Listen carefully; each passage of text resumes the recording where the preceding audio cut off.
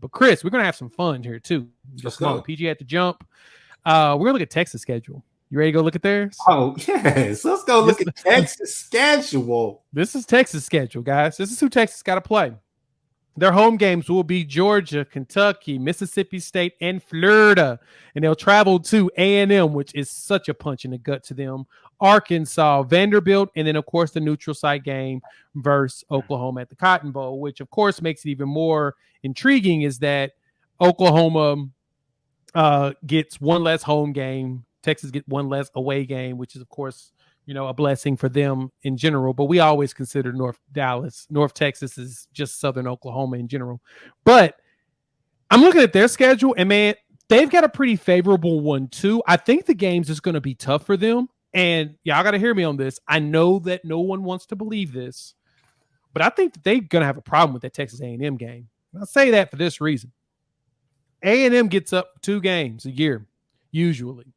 And one of those teams is always Alabama. That's the one that's the reason why Jimbo Fisher still has a job, right? He got the job because he beat Saban before, and he got the extension because he beat Saban also. So because of that, I think that A&M's going to give Texas hell. They're going to go out to get revenge from the last time they played, which was 27 to 24 or something of that nature at A&M. Can I? Come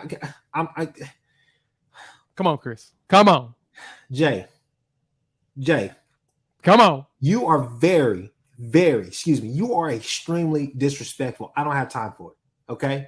Because the fact of the matter is that we have a team on here that would love to talk to Texas one more time. Okay? And that is Arkansas Razorbacks. Oh, of course. Oh, okay? No, you're right. So I'm just letting you know, before we get to Texas A&M and Georgia and Florida, let's talk about Arkansas. Texas, y'all gotta run it back in blood. Y'all gotta go get y'all lick back. I mean, and you're right. It's fair. That's a very fair statement. You can't sit here and tell me that it's awe-inspiring that you're playing Georgia. Texas A&M, we get the rivalry back, and we got to go there. We could go and shut the 12th man up.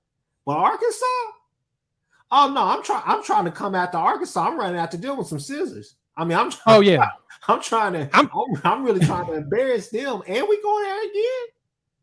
I may actually try to drive up to Fayetteville for that game. I'm not even gonna lie, because I would love to see Sam Pittman get that dub against them, because we talked about this on the SEC Connect. If you check out our other channel with all of us collaborating together, the SEC Connect, and we went through the schedule for Arkansas this season. Man, they're probably going 10-2. Like, there's no excuse for them not go 10-2 this coming season if everything works out perfectly. The best part about that is if they finish with a season like that, it's a good chance it's going to make it look good when it comes to the recruiting this coming season. Recruits may try to come up there and spend some time in Arkansas. So when they go 2024, that game against Texas is going to be a pain. Texas is going to have those 2 road games to me are going to be Do not sleep on Vanderbilt either. Do not sleep on Vanderbilt. If you do not sleep on Vanderbilt. Hey, look, in all honesty, I'll jump back to what you were saying originally. Texas A&M, them going to Texas A&M, that's huge. That's great. I'm glad that we get that rivalry back. Hopefully, and you know what? To be honest with you, Texas fans, I know that y'all are probably going to clip this, and some of y'all are going to talk about this one day and try to rub it in my face. I hope Texas wins. I hope Texas goes down there to College Station. And I hope y'all stump a mud hole in their asses. Nobody on either fan base, no OU fan or Texas fan. That's one thing we do have in common. We don't like Texas A&M, especially as of recent. Like, I don't like them at all. See, you're a lot nicer than me. Me personally, I'm praying for a 0-0 tie, and they both get a loss in the columns. Yes. I want them to get a 0 in both columns, just because I just don't like either. But you're right. We all have a little bit more disdain for. It's funny how we come together against A&M just because we just all hate how cocky they try to be without realizing they've never really done anything. It's like, yeah, y'all spend all this money, y'all do all this stuff, and y'all literally do nothing every year. And think they have the audacity, the gall to think you should be respected. What's funny is that they are 13-12 in 2 years and think that this is a positive trend. But I digress. But hey, when you look at the home games, Georgia coming, this is what we talked about a while ago, man. If you flip Mm-hmm. back to OU schedule, you look at theirs and you look at Texas schedule, you thought about, damn, wouldn't it be cool, like, if OSU, let's say OSU joined the SEC, wouldn't it be great to have Auburn come to O State at 2:30 or 11 a.m. and then at the 2:30 kickoff game on CBS is Bama at OU playing in Norman. I mean, it would be beautiful. You know what I'm saying? Or even making it a night game, like it would be beautiful. And our state would benefit so much from that. But obviously O State is not in the SEC, but Texas is, and it's still cool to think that damn, Georgia's going to Texas in 2024 and Bama's coming to Norman. So they're coming over to this side. So it's going to be huge, man. And those are games right there out the gate. Now you don't have to wait until OU Texas to figure out what type of team you got. Now you can actually go say, this is the type of team that we are. And these are quality wins. Sad to say, these are also quality losses too. So it's kind of up in the air how you want to go with your season. You got to think, because going in 2024, what else is happening? Not just OU and Texas going to SEC, not just UCLA and USC going to the Big Ten, which we need to talk about that at some point. But fact of the matter is that they're going to the 12-team playoff. So with that being said, you have room for error. You can run through your non-conference, possibly drop a game to Georgia or Bama, and still run the rest of the table. You're in the SEC. You have the SEC bias. You may not win the SEC championship, but you can still get in there at an at-large bid.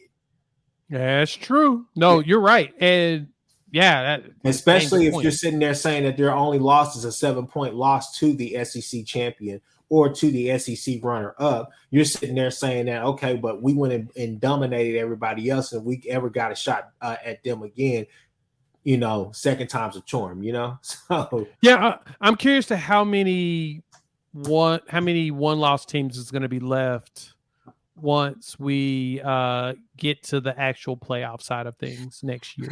I'm really curious to what that's going to look like, especially with USC and UCLA going to the Big Ten, and then Oklahoma, Texas, and the SEC. It's going to be intriguing to see how they try to treat everybody and what biases come in to allow teams into the playoffs that probably should not be in there because they lost during the season. But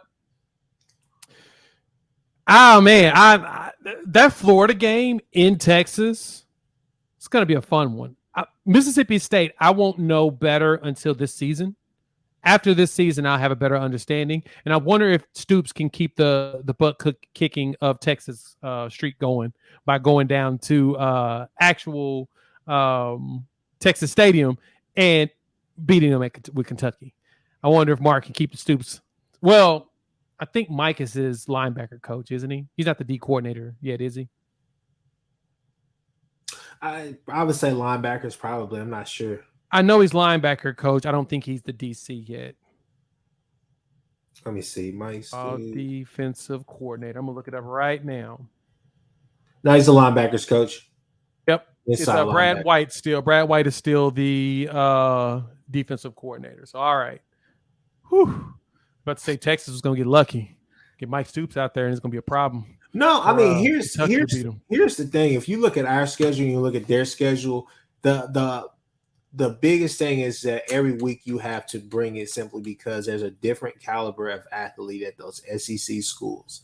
And teams like like Kentucky, that's not just going to be necessarily a throwaway game. I don't know what they have as far as quarterback or whatnot, but damn it, if they're going to take that high-powered Georgia offense, and some people may argue and say, well, Georgia doesn't have the weapons that a Texas has, I would say, damn it, they actually do. I mean, there's a guy named Bowers that you probably take over all four of your best wide receivers at Texas right now. But my whole thing is that each team presents a different week-to-week ebb and flow. You're lucky because you have a bunch of coaches who come from those championship pedigrees, and you have guys, and I'm talking about OU and Texas, and you have guys that have coached in the SEC and guys who have serious ties to the SEC. But when you're playing against the Kentuckys and you're playing against those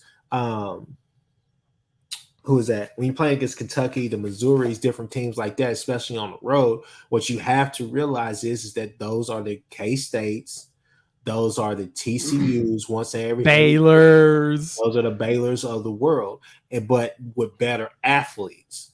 And not saying that they have better schemes than some of those teams. They just know how to get the job done, and so they're going to game plan. And they know. So this right here, I think, will be a true test for both of them, for both teams, OU and Texas.